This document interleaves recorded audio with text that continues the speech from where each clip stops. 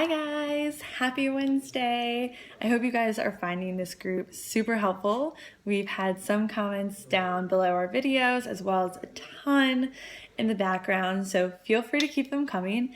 And again, if you have questions and you feel comfortable asking them publicly, please do so. I promise you that other people are thinking them as well, and so your question could actually help to answer other people's. So with that, let's get started on day 3. So today we're going to talk a bit about social media, why we use social media, how we use it, what we do with it. But if you're like me, this was one of my biggest fears with coaching.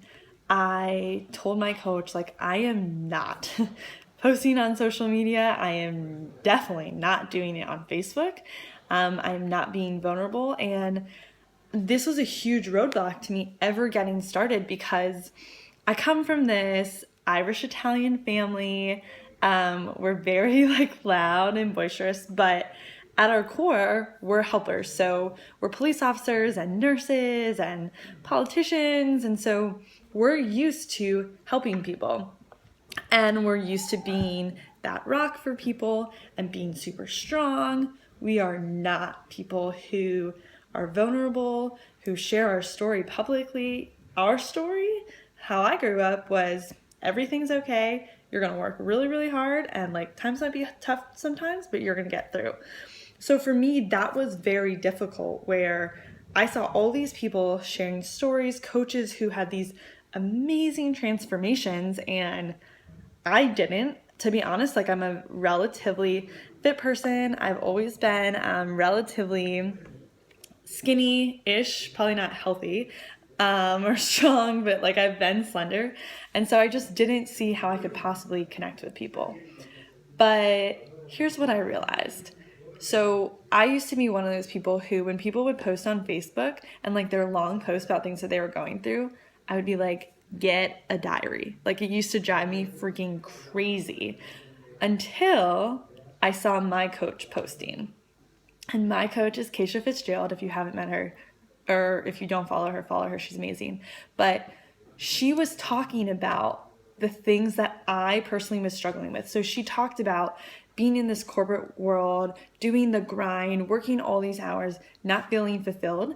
She was talking about being in a new city and not being able to make friends.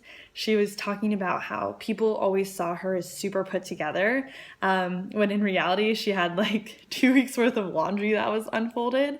And so when I saw her post, I suddenly didn't think, oh, get a diary. I was like, oh my God, I'm not alone.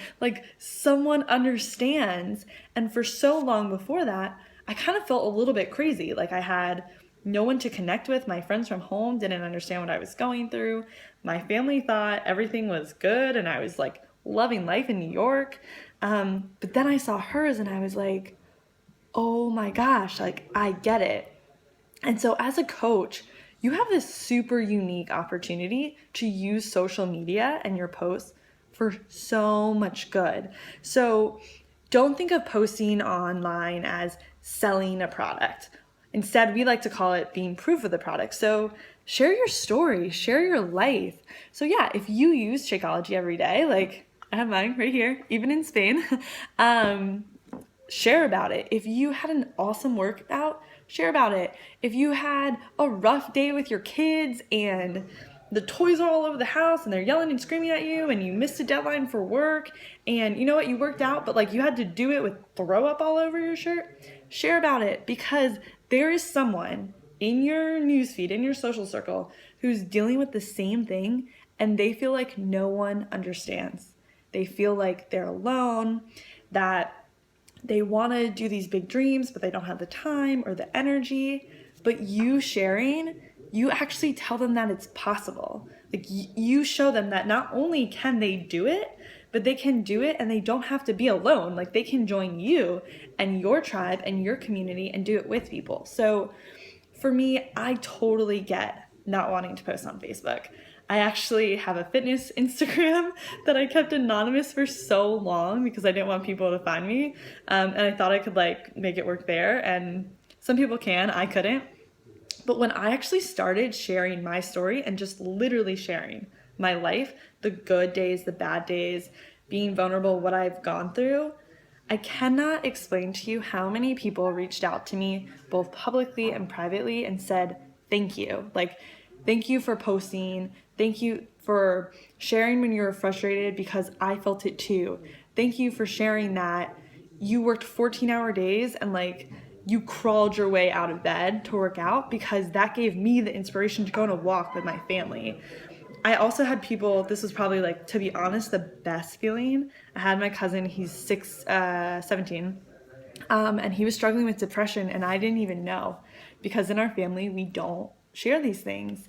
And so, me posting things about struggling with being vulnerable, struggling with anxiety, struggling with making friends, not only did he reach out and say thank you and that he felt at home in our own family, but it gave him the courage to post publicly as well. And now he, as a 17-year-old who's just graduating high school, is connecting with people and teens who have depression and he's helping them. So you have no idea how amazing this opportunity is and how much you're going to impact people.